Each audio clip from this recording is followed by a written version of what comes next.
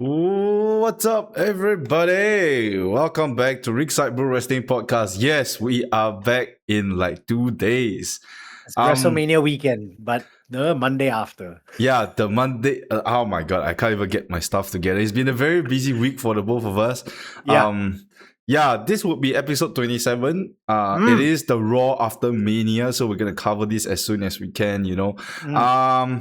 Yeah, I lost my train of thought. Well, we can start. This was an amazing episode of Raw.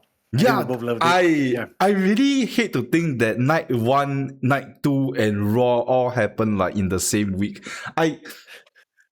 It's so hard to believe because like the Raw was so good. I was really very invested in the entire episode. It almost felt like they took whatever effort they had and invested all into tonight's Raw. It does feel that way. Again, this was, I think, the most fun Raw episode in a while for me, right? We'll talk about it. And maybe I don't know, WWE creative, the performers, wrestlers themselves may be more excited about what's to come down the road. Maybe that came true. We can talk about that. We'll talk about that. Yeah. But as always, let's start off with our introductions. All right, my name is Dave. Quick one. I've been a pro wrestler for 13 years. You guys all know that. I am also a creative for 3 years. Joseph. My name is Joseph, Moses with a J. That's how you spell it. And I've been a pro wrestler for 4 years. I also do ring announcing and live commentary. Right. As always, at Ringside Brew Wrestling Podcast, we have a tradition. We crack open a drink, can be alcohol or non-alcoholic, depending on what we want, and then we'll have a drink while talking wrestling. Since Joseph went first in the previous one, I think. Go ahead, go first. So today I have Orion, Okinawa's draft beer. Not sure if the camera can catch it. I've actually never had this before. It has 5% alcohol. I may have had this before. I don't know, but it's definitely not one of the common brands that I've had. So excited to try it. I've never tried it, so I'm happy to hear what you say. Okay, so for me, unlike Dave, I have an early call tomorrow. So I'm just keeping it a bit light. I am doing another Nespresso pod, but rather than coffee, this is actually Thai iced tea. So it's by a Singapore brand called Coffee House. So there's Nespresso pods inside. Don't worry, it's Nespresso pods. It looks less. Cool. It looks less like a condom box today. I guess good. But yeah. So it's a Nespresso pod. You just pop it into your machine, and actually out comes. I might as well show it now. Wait, so you have a teapot machine thingy at home?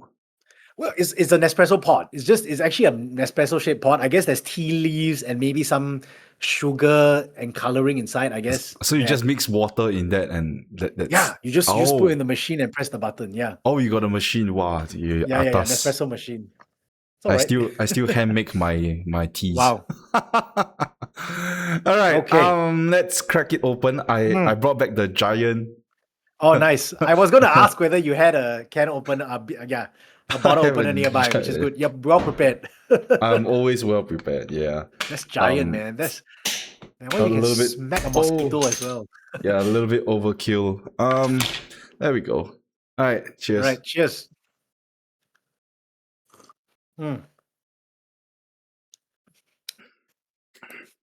Joseph, you may want to move your box a little bit to your left because you don't want it to cover your face. Yep, that's good enough. Like that. Okay. That's good. Yeah. No. The previous one was better. Yeah, that's good. Yep. Okay. Okay. Now with that out of the way, let's talk about. I almost said WrestleMania was Raw.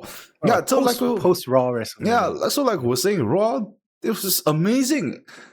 I was so invested in whatever that was happening. Like I did have a few things to say, but that is like 5 times lesser than usual. Without further ado, let's get into it. Like we said, it felt like they put everything into this Raw. It almost felt like night 1 was the sacrificial lamb to night 2 and Raw. I don't know. I don't know why that happened, but yeah, it happened. Okay, let's start off with our honorable mentions as always. Let's talk about the very first thing that happened on Raw. Oba has arrived. He literally, I titled my notes, forwards and a mic drop, because that's literally all that happened. That was that was I felt my testosterone shoot up watching that. He is the leader true. of our men. Yes, I mean, Yeah. no, I think the look before he spoke, I think I got impregnated as well, right? Oba, the look he shot the camera, let's be honest. Impregnated is a little bit too much, but I feel like watching Oba Femi now, he's so over with the crowd. Yeah. I'm glad that Brock did hand over the torch to Oba Femi Yeah. and all. Yeah. I for some reason feel like Oba Femi is a guy that I would die in a war for.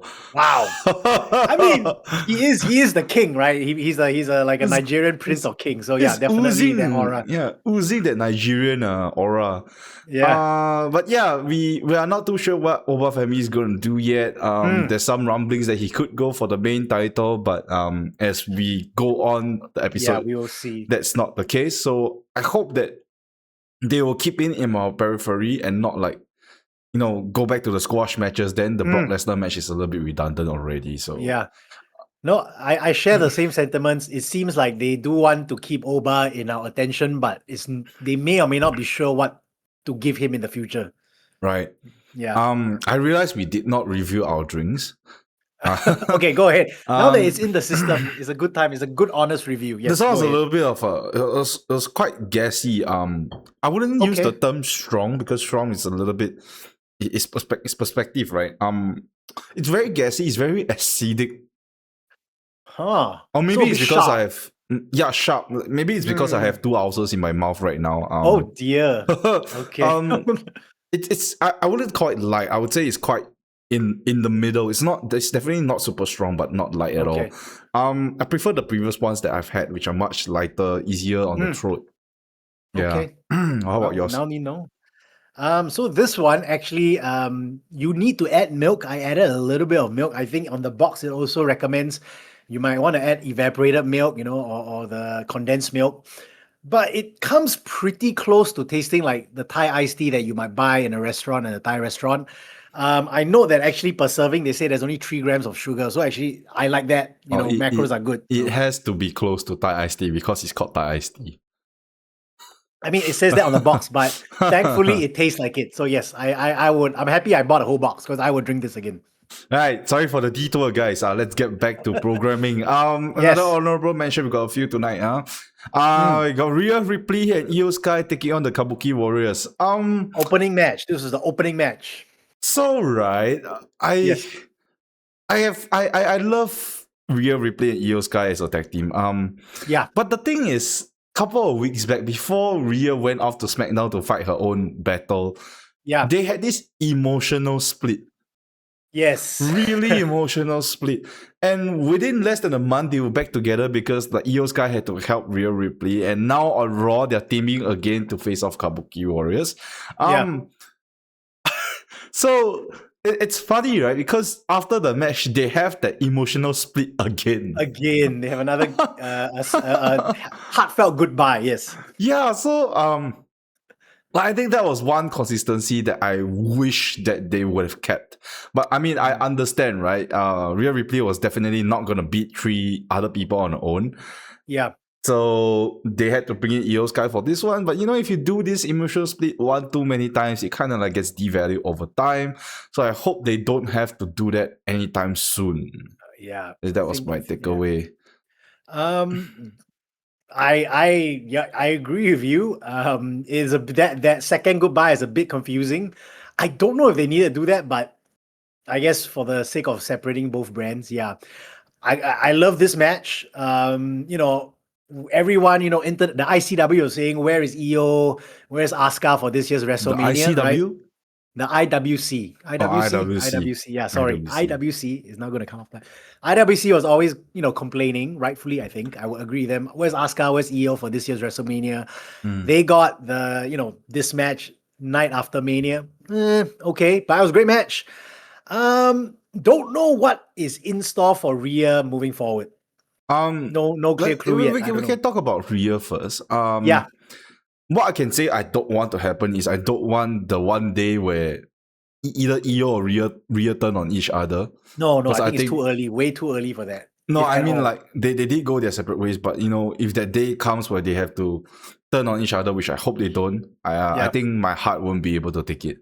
Yeah. I I will be a grown ass man crying. Yes.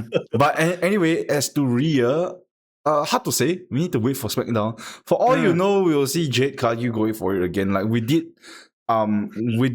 mention that Jade could possibly run it back for Backlash, but she's yeah. obviously not going to take it off Rhea. But Again, yeah. right now on SmackDown, there's not really a believable competitor to No. Rhea Ripley, but mentioning that this is Mania season where they start to show that they want to push new people, we might get to see like new ladies, being set up for a push. Ladies like Julia could be one of them.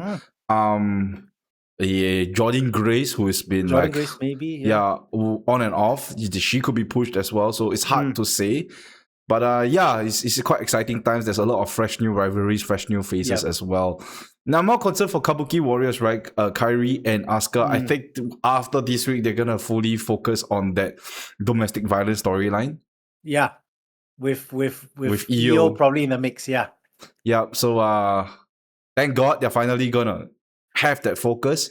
So let's hope they continue doing that. Okay, let's move on. We've got a live segment with CM Punk. Yes. CM Punk, there was some audible boos. I didn't pick that up, but I didn't actually pick that up. No, it's audible, but not extremely audible anyway. Sure. Wow, this beer is very gassy. I'm starting to burp already. Oh dear. Yeah, so I think this promo that Punk cut was a little bit interesting. He gave props to all the backstage crew. He said that his fight wouldn't be possible with all this backstage crew, and he was paying tribute to those that kind of like passed away over the year. He said that this is a year of loss. He's lost a lot of things. He's lost like close friends. He lost his pet Larry, and then he lost his title. But the title wasn't the worst thing that he lost, basically. So it was a straight up babyface promo. It was absolutely. You could kind of feel his emotion as he's saying that, because normally when Punk cuts his promo, it's full of vindication. It's full of passion. But this one, he was very cathartic. Was that the right term? Very cathartic? He used it himself, cathartic. I think he also came to peace a bit. The message I got from his promo was he came to peace with the events of last night, which is he lost the title. Yeah, but then he turned it around and he started saying like, oh, you never know when's the next opportunity.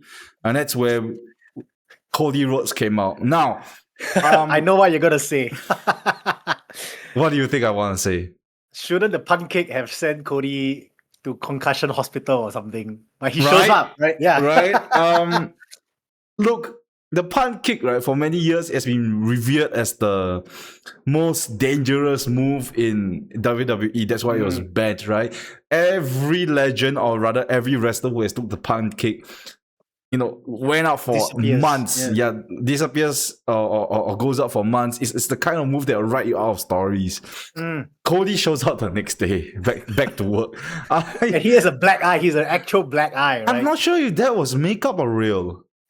Probably a bit of both. Maybe a bit of both. I don't think... Oh, you might even... okay. It was a little bit too glossy for me, I feel. I don't think bruises form that fast within 24 hours. We would see red, right? Red and purple, but it's not like dark purple. Dark purple would have been a week already. Right. So I felt like the bruise that he had on his eye was a little bit fishy. It was a little bit suspicious, but so I would listen to Dave on this point because he has a medic background from his military service. That was more than 10 years ago. Don't take my word for it. But anyway, okay. It did look a little bit suspicious. Anyway, I would buy it if it was real anyway, because there were some pictures showing that his eyes were swelled shut. Right after the punt kick, yeah. Yeah, right after the punt kick. So, anyways, Cody Rhodes comes out. He speaks to Punk, and something about one of those guys were losers. And CM Punk was like, "Wait, are you calling me a loser?" Yeah. You know? So I think they teased this the night before WrestleMania night one, right? Because Punk and Rhodes also had a little bit of a face off. Two of them had so much chemistry on the mic, so that was enjoyable to watch. One thing I noted, we've been talking about Cody's heel turn for the longest time, right? And we noted even night one, he showed some heelish tendencies, heelish actions even. This one felt like CM Punk was trying to keep Cody face, or he saw Cody still as a baby face, right? That was the vibe I got. I'm not sure. I kind of get at where you're going for. Like Cody felt like he was the loser, even though he retained his title. Yeah. Like Punk had to talk him out of it, right? Yeah. You know, Punk was the one who actually lost the title, and Punk's fight was the easier fight. Yeah, he said that. His fight was the easier fight. He get to punch someone he hates in the face. Yeah. Yes, he gets to punch someone he hates in the face, while Cody had to put down a friend. So I can't really say, you know, there were heel tendencies or whatnot. It's a little bit hard to say, but both men, I felt like both men had the promo with their hearts on their sleeves. It didn't feel like it didn't feel like there was tension. It didn't feel like anyone was going to turn on each other. But at the end, interestingly, Punk did hint that he was going to come for the WWE title, and Cody fully received that, and he said, anytime, just mention it. Yeah. Right. So I think this would be a good SummerSlam match, I feel. Ooh. Yeah. I mean, for me, the way I read it is a little bit that creative is putting out feelers and seeing how the crowd reacts. But yeah, I think SummerSlam that will sell tickets. Punk and Cody. Punk and Cody is definitely going to sell tickets. Where will Cody go from here? Again, we don't know. Maybe we'll see on SmackDown. Maybe new faces, whichever. But Punk, I think he might take a month off for, you know, just to take a break. Anyway, he is 46 years old. First 46 years old. Yeah, could take a break. Right. Finn Balor, he took on JD as Vanilla Finn Balor. There's actually nothing much to say apart from Dominic Mysterio coming out to attack Finn again. I don't think this feud between Dom and Finn is fully over. I don't know why it's not fully over. Yeah, I noted that. I said Finn isn't done with the Judgment Day, right? Even though he has beaten both men fair and square. How do you raise the stakes from here? They have already done it in a street fight. There's no way these two guys are going to go hell in a cell or something like that. Yeah. So one thought I had was somehow there's a number one contender and three of them are in it. It's a triple threat number one contender. But for what? I don't know. But you're right. No. Going back to your question, it's a difficult question to answer, right? How do you escalate this? How do you, where do you go from here with the three of these men? Yeah. It's a little bit hard. I feel like I don't think there's anything to fight for already. They should have just moved on. Let Dom go and work on his singles run and stuff like that. It's hard to say. I'm not sure what is the exact plan, but obviously Dom is not done with Finn. I don't think they can escalate this any further because they made it a street fight already. I felt like WWE shot themselves in the foot here for this one. Yeah. Right. Right. They could have saved the demon. They could have saved the street fight, right? In case they needed to escalate, but they randomly just gave away an escalation, and right now we're kind of like stuck. Yeah. But I mean, for what it's worth, I'm quite happy to see like Finn Balor not being part of the Judgment Day, because it's like so many years he was part of the Judgment Day. So many good years gone past just like that. Just ding dong. He was ding donging towards the end, I would say, in the Judgment Day. Yeah. So I mean, another question to ask is, what will Finn do after he's done with Dom? Because obviously, I would say that they want to give Finn Balor a good run, at least a good run before, you know, he goes to that stage where he's in retirement mode. Yeah. Give him one proper title run, right? Top card run. Yeah. So a suggestion I had was like, you know, he could go for the IC title, which quite unlikely because I don't think he's at that level. He could go for the main title because technically, you know, he could reunite his feud with Roman Reigns to make up for that failed feud they had all those years ago. Yeah, that's true. Because that was when he first got the title, and then that was after. No, sorry, I'm getting my storyline mixed up with. No, it's the one where it's the one where the demon had a different kind of gimmick. Yes. He lost via a curse. So That actually, was weird. That was weird. Danhausen was around all those years back. That was weird. Yeah. No, I absolutely agree about Finn Balor deserves, a proper titles run at this stage of his career again. Yeah. Okay, so we'll see what they do with it. Yay! This segment is a mega segment because a lot of things happen here. We have Paul Heyman coming out first. Together with the Vision. So he was addressing Brock Lesnar's impromptu retirement. I thought he cut an amazing promo, Paul Heyman. Paul Heyman, we've always said, doesn't miss on the mic, untouchable on the mic. And this felt real, right? He felt like the main message Brock was, the main message Paul Heyman was saying here was Brock is actually retired. Mm-hmm. That was what he was telling us, right? And, I like to think that's true. Personally, I want to buy that. But it's also laying it on a bit thick for, maybe there's a little bit of a question mark there. So I hope it's real. I don't know.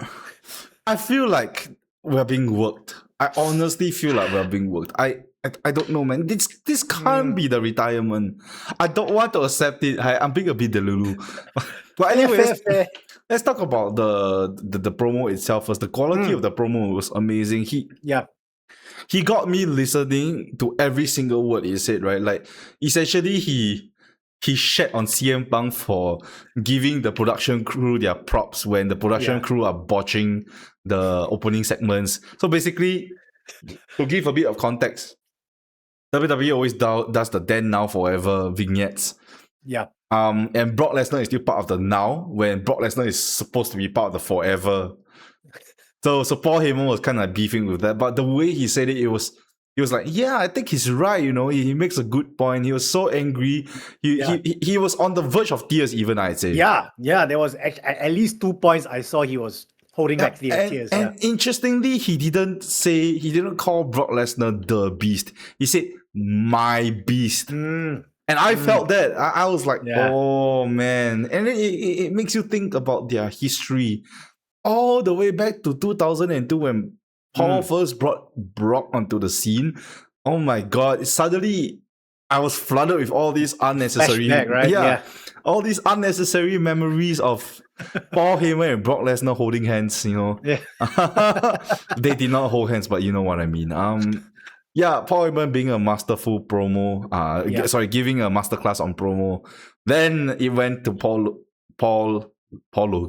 Logan Paul is the gas in the beer, but Logan Paul. We went back to He went back to Logan Paul. I honestly don't remember what he was trying to say because he was getting shut on by the audience. So I got you. He was complaining. So basically, Logan Paul was a hypocrite because he's like calling out IShowSpeed, right, for costing him the match. Yeah, okay, I wrote that down. Yes, go on. Yeah, go on. And he's like, I hate all these YouTubers coming to WWE, all these streamers. Outsiders. He used the term outsiders. Yeah. And I was like, bro, this is great because you're obviously rage baiting everybody because that's you, right? I actually found it very hilarious. It was really smart of him to do that. I can't stand all these outsiders coming in. And he's oblivious. I mean, kudos to Logan Paul. He's just clearly he hammed it up so much, committed to it. You mentioned, like you said, the audience legit, he's getting the same response as Dom Mysterio, right? Like, Dominic cannot say anything. He also can't say anything at this point, which is where you want to be if you're a chicken shit heel. So it's good. I mean, let's all agree that he does bring a certain value to WWE, and he brings more value than your typical celebrity. If you watch that Stephanie McMahon interview with Paul, I keep saying Logan Paul. If you watch that interview between Stephanie McMahon and Logan Paul, it is revealed that Logan Paul had quite a part to play in that Netflix deal. Oh, I should catch up with that. Okay, I'll check that out. Unless I've heard wrong, but but anyway, so this was a good segue to bring Braun Breaker in. Yes, reintroduce him after his WrestleMania re-debut, shall we say? Yeah, Braun Breaker comes in, he cuts a typical juiced up promo. Right hit promo, right? He cuts a right hit promo. This is no disrespect to him. He does very well. He does very well for right hit promo. Yeah. he wants to make Seth Rollins' life miserable, and Seth Rollins shows up, clocks him with a steel chair, and apparently busting him wide open. Yeah, that looked real, right? I don't think that was planned. No, it was 100% real. He was bleeding from the back of the head. There's no way you could have anticipated that. Yeah. And typically, you don't blade yourself in the back of the head. No. Yeah. Right? So, Seth Rollins comes out to attack everyone, and obviously the numbers game comes in. And sorry guys, this is a whole lot of context. This is a major segment. Yeah. Numbers game get ahead of Seth Rollins, and then we had a massive return by the Street Profits. Yeah, love this. I think for long-time listeners of this podcast, I've dropped their names. I'm like, where are they? Where's Montez? Right? Where's D'Angelo? They've been waiting for this moment, I suppose, for the last few months. I can't confirm or deny because I can't remember if Joseph has brought them up. I have. But I'm sure Montez Ford, he's been a very busy man. Considering that Bianca Belair is now pregnant with his child. Congratulations to them. Yeah, congratulations. He'll probably be a busier man in a few more months, but yes. Yeah, so I thought this was very fresh because obviously we're being what do you call that? We're being set up for a Street Profits versus the Vision for the tag titles. Yes. I thought this was very, very fresh. Street Profits, I think it's a little bit sad or unfortunate because like the crowd, I felt like the crowd could have responded a little bit better or reacted a little bit better to the Street Profits. But you can't really blame them, right? Because the Street Profits were more or less MIA for at least a year. Yeah. That was the last time they were on TV. I don't even know. Long time. But again, something that I've noted down and I hopefully will reference this Street Profits comeback because this is Raw After Mania, right? So Raw After Mania, we talk about it's on Netflix now. This is the second time, is second year is on Netflix, coming a third year, right? And it's very crucial because Raw After Mania is where the casual viewers, you want to hook the casual viewers in. You want to keep them going. They've got their attention span. It's the headlines and whatever. Yeah, headlines. So but on Netflix internationally, you want the casual viewers who, it's Raw again after 2 nights of WrestleMania. Street Profits, hopefully it's reintroducing them or introducing them to a new or casual audience as well. I would think that at this point it's introducing them because I don't think they were around. It's not really, So it's more than a year. It's been 2 years. Possibly. It's a long time. It's been a long time, yeah. So anyway, those who know will know that Street Profits are quite entertaining. So I'm quite excited for this. Excellent in the ring. So yeah, another win. And then of course Braun Breaker did snap Seth Rollins in half again. Can I say also because Braun ripped off Seth's t-shirt, right? Or shirt, right? And he had sports tape. He has sports tape, right? Because he got speared, right? On WrestleMania. Yeah. And multiple times in this Raw episode, sports tape was used as a prop to emphasize these particular wrestlers have gone through hell last night. Okay, for all you know, it's real. Don't don't shit on them. For all you know, it's real. No, not shitting on it, but yeah. you haven't done matches not back to back before. You don't know the pain. I have once, but not as much as you. You don't know the pain. But yeah, of course, can't wait to see Right Hit Braun Breaker and Seth Rollins settle their differences. Like it's good that they're bringing this feud back after all the injuries and this entire Vision is cursed, I feel. God damn it, Danhausen. Yeah, so looking forward to this. It's gonna be very interesting. All right. I think that more or less settles for the honorable mentions. Sorry, there's a lot of honorable mentions, but it was a mega Raw. It was very entertaining. Raw. Yeah, and then we start off with the title scene. I think we more or less covered the tag team titles already, so we don't have to talk about that. Let's talk about the women's titles first. Yeah. Our Intercontinental Champion is MIA this week. Yeah.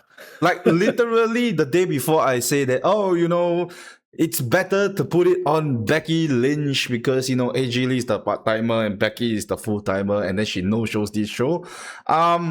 I'm just hoping it's just for this week, right? I'm hoping that she'll still be around and she's not going back to part-time again. They have announced that she's showing up next week. I think in they did. That's right. That's why I said that she'll show up next week. If Becky is still part-time, then I don't know what we solved. No, we didn't. We did. There's nothing we solved. No. Okay. Speaking of no shows, this one was a show, but it was a Super show up. A lot of shows. we talk about the women's tag titles. Our new tag team champions only at ringside With a +1. So Paige and Bree with Nikki, right? But yeah, ringside. Not even backstage. Yeah. I can understand if they are not in a match. Yeah. I can understand. I can understand if they're not in a live promo. But what I cannot understand is they're not even in a backstage segment. They are literally at ringside doing fuck all. Apologies for my language, my friends, but I'm not a big fan of this. On our WrestleMania review, I said that I hated the decision. I hated that Brie Bella and Paige won the tag team championships, and the fact that they didn't get any time to kind of appeal to the audience. Yeah, it doesn't help at all, right? And like putting the Bella twins aside, Paige, right? Paige, she's been away for WWE for so long, and she's kind of like still a mega star within the eyes of the WWE fans, and I can still agree with that. They didn't even give her the mic to cut a promo, say, "Hey, I'm finally back." She's just sitting by the ringside. What mean? What do you mean? Yeah, no, you're absolutely right. It's very disappointing. Who knows why? But that's what we got. So, right, again, what were all these ladies fighting for? All these tag teams fighting for just for our champions to sit at ringside and do nothing. No. Absolutely disappointing, really. I don't know what is at fault here. I don't want to point fingers. I just found the angle disappointing. Okay. That was a very short reach. Good. I think I'm jaded at this point. I feel like I'm very jaded. No pun intended. I'm very jaded at this point already. I share your feelings. In fact, I didn't even write anything down. I didn't even note that the tag team titles did show up. It was very missable, you're right. right? They were ringside. They were just. I typically, when they start to showcase the celebrities, right, I typically skip because that is of no consequence to me. Like, if I wasn't writing down my notes, because normally when I write down my notes, I'll just let it run. Yes. If I wasn't writing down my notes, I wouldn't have realized that they were even there. Wow. Yeah, I was also skipping, and then I stopped when I just saw 3 of them stand up. Absolutely terrible. At least give Paige the mic, right? Like, I don't want. You're absolutely right. Yeah, Paige. You're right. Even on the terms of Paige deserves a better reintroduction. She hasn't gotten one yet, right? Yeah. Okay, anyway, let's move on to the Women's World Heavyweight Championship held by Liv Morgan, new champion. I love her new entrance. I love it. It's she enjoys it. It gives, I think, Liv the performer so much of a lift as well. Yeah, it seems that there is a split amongst the IWC whether or not this song is good. I think it screams Liv Morgan. It's so Liv Morgan, this entire song. Yeah. Right? It's just a what do you call it? A blonde brat kind of music.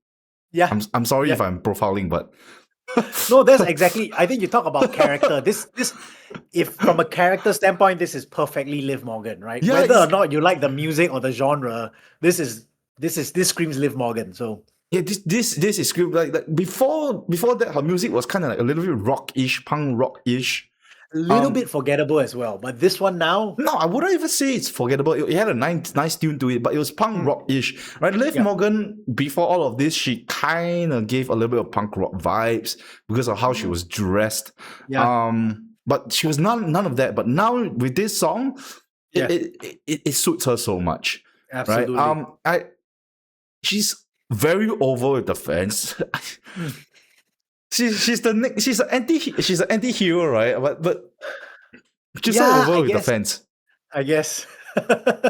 Yeah, her song, like I said, suits her a lot. I said that many times. I should stop saying that. Anyway, Obviously, you're in love with the song, but yes, we can. I But yeah, moving on. might be simping for Liv Morgan at But this yeah, Liv point. Morgan cuts a promo, right? This is obviously typical new champion cuts the promo, right?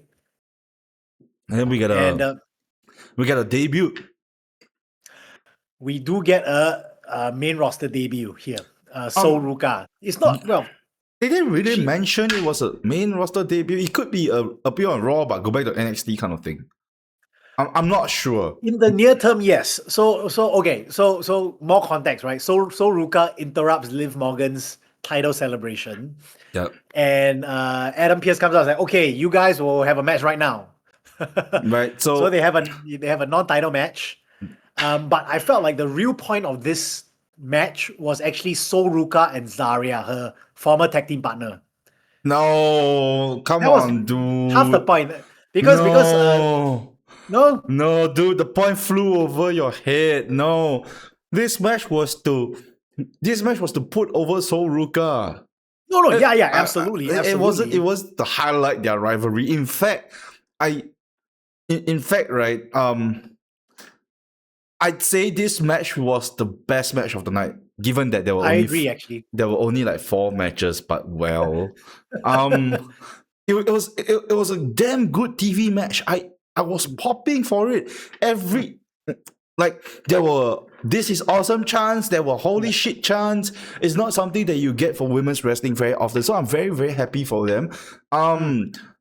Go out of your way to watch it. So Ruka versus Liv Morgan is amazing. Like with all the flips, and there's like some high IQ spots as well.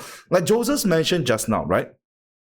The main point is the rivalry between Sol Ruka and Zarya. I disagree. It is not. It's simply to focus on Sol Ruka. Zarya is not ready for the main roster. Right. No, I agree. But because Sol Ruka and Zarya have a match for NXT tomorrow, I guess. Yeah, it was just a tool. It was just a tool to help Sol Ruka lose. Yeah. Right, so shenanigans, right? So obviously they're trying to protect Sol Ruka, which I can see why. But yeah, it was an amazing match. I really think that you should go off your way to watch it. Let's talk a little bit more about Sol Ruka, right? Sol Ruka, she's very athletic. She's a gymnastic background. She's very entertaining to watch. But her promo, I felt, needs a little bit of work. Yeah, at one point, I think she cut Liv off, and then Liv, being the veteran, took back control properly. Yep. And she was also using the wrong terminology as well. It took me a bit to kind of like understand what she's saying. She was saying like, oh, you know what I learned from our rivalry from the Battle Royale? And I was like, what Battle Royale? Are you talking about the Royal Rumble? Right? Yeah. It was a Rumble, yeah. So I think wrong terminology, slightly off rhythm. I mean, it's expected. She's only been doing for 4 years. And it does feel like she's remembering her lines, which is nothing wrong with that, obviously. When you're debuting on Raw, you kind of want to not mess up. Yeah. But yeah, it wasn't very noticeable, but she does need a little bit of work on her mic skills. Yeah. Let's talk about Liv Morgan. In terms of what is next for her. Stephanie Vaquer. Again, yeah, because Stephanie shows up right at the end, right, of this whole match, and then eyeballs Liv. No hands are thrown. They just eyeball. I don't really like this. I'm gonna say I didn't really like that we're getting a continuation of Stephanie Vaquer versus Liv Morgan.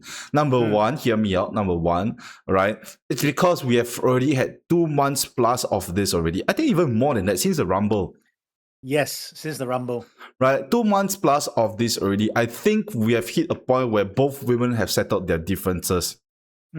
It's gotten fiery enough. Maybe you could argue that we still don't have that stipulation match yet, but do we really need it? No, right? Yeah. And then what are they gonna do leading up to that match? Are we gonna get more vignettes again? It's been done for the past month. Yeah. Show us something new for this one at least, right? That's why I didn't really like that Stephanie Vaquer is gonna continue this with Liv Morgan. She could have easily maybe just gone out of television for maybe 2 weeks and then come back for the mid-card title. I think the IC title, even I would say Becky Lynch versus Stephanie Vaquer, I would watch that. That would be great. That would be great. But against Liv Morgan again? Nah, not really. I would like to see something fresh. I agree. So I was definitely disappointed when Stephanie McMahon met her near the Tron entrance. So speaking of fresh, we look over to the men's Intercontinental Championship. This was very fresh as the supermarket milk. Yes. A lot happened for this. A lot happened. So maybe let's give context first. Context. Yes. Right. Ethan Page. He debuts on. He's finally a main roster guy. It's been formally announced already by Adam Pearce. So Javon Evans was saying that he wants to have a shot at the IC title. That's where Ethan Page shows up, and they talk to each other, and let's have a match to see who is gonna be the next in line or settle our differences. I can't remember if it was a number one contendership match. I don't think it was. It felt like a number one contender match, but it was never announced that way. Yeah. So we got a match between Ethan Page and Javon Evans. Ethan is an all-rounder guy. You're not gonna see like cool ass flips coming out from this guy. You're more likely to see high IQ wrestling from him, which is what we saw, right? Yeah, which is what we saw. But it's more of I wouldn't say the post-match, even leading up to the finish, right? It's all the shenanigans. Rusev gets involved in this match for some reason because Javon Evans gave him the OG cutter at Mania. What a petty person. When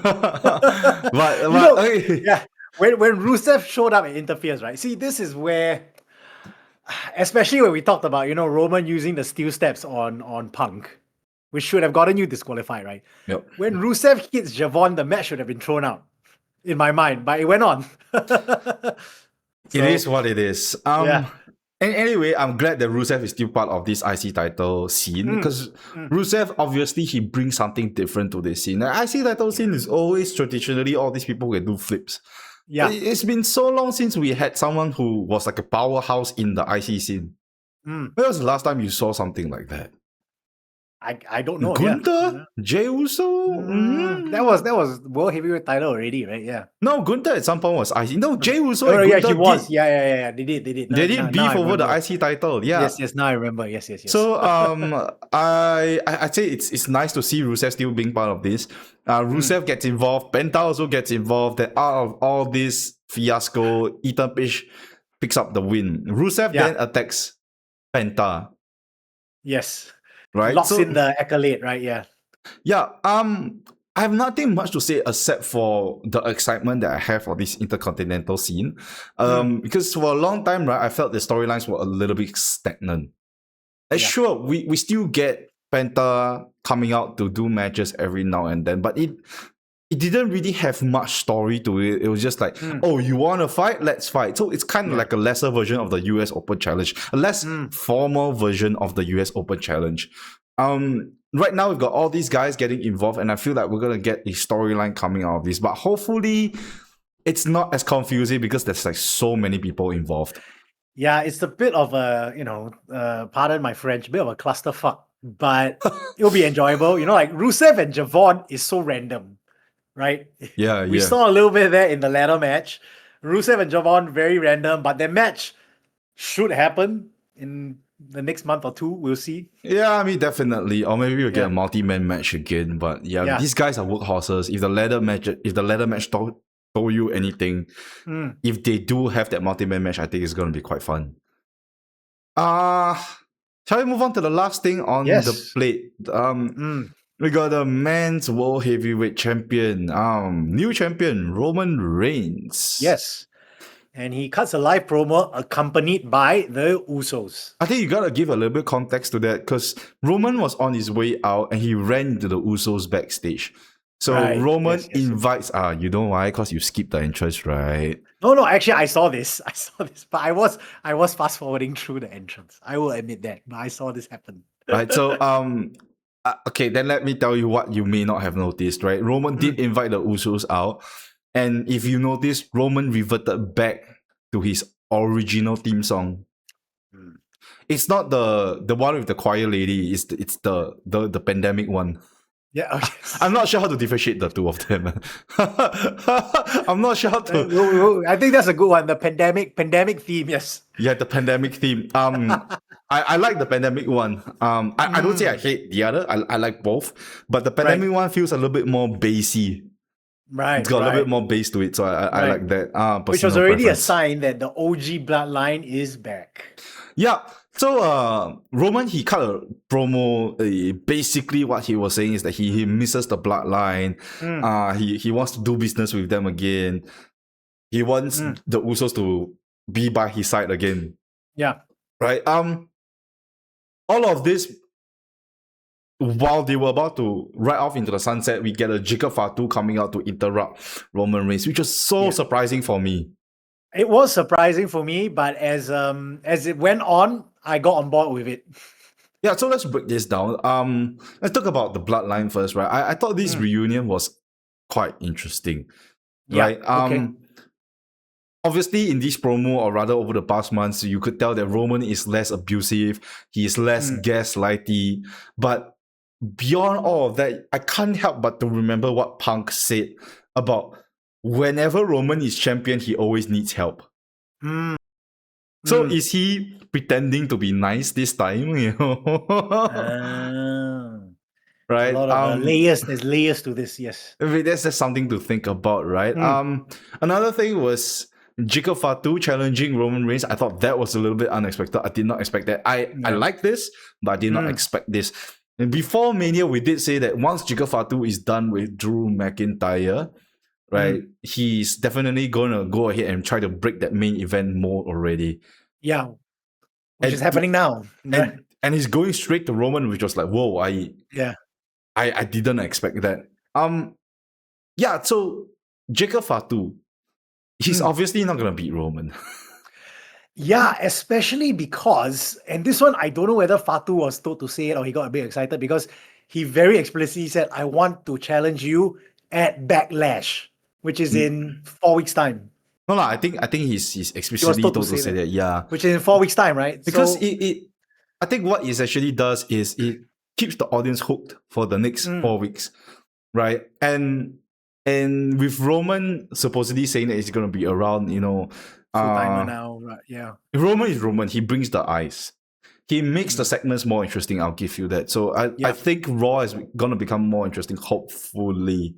I can't help but to feel like there's a Drew McIntyre lurking in the horizon somewhere. Okay, that's interesting to say because let's draw, we draw the line, we draw your XY axis. Definitely the Fatu and Roman axis is drawn. That's very clear, right? Very obvious from this segment. I actually thought, Drew is done, but you're right. Actually, maybe another axis is there still, which you're right. Drew is still lurking in the background, possibly. I thought, we've been talking about all this time about Jay turning on Roman. Right, I wrote that down. Didn't happen here, but if you listen carefully, because Roman did scold Jey Uso a bit for, if you caught it, he actually attacked Cameron on Cameron's podcast. He referenced it, right? He said, why are you bothering with a 90s rapper? So yeah. I don't know, maybe some of yours... So that was what he was referring to. Yeah, that was what he was talking about. It went slightly viral for some of you who saw it. And, if you've watched wrestling for long enough, you take a look at it, it's a work. Even though it happened on a foreign, non-wrestling podcast, it's a work. If it was real, Jay would be in jail right now. Yeah, absolutely. I think our audience is smart enough to know that wrestling is a work. Yeah. Right? Yeah. But the fact that I think Roman did scold Jay a bit, that the seed is still there, right? The seed of Jay is still a bit unstable. A little bit on the trigger. Yeah, but I didn't really give much attention to them. Though I would agree with you that we still have a Crash Out Jay on the horizon. That is why I wrote that down, but it's a different line of thought. I thought that this would be the right time to turn Jay, but if you thought about it, the way the show was set up, I don't think it was the right time. I think WWE, right, they are still trying to milk it. They've been milking it for a really, really long time now. Maybe for reasons that is not based on creative.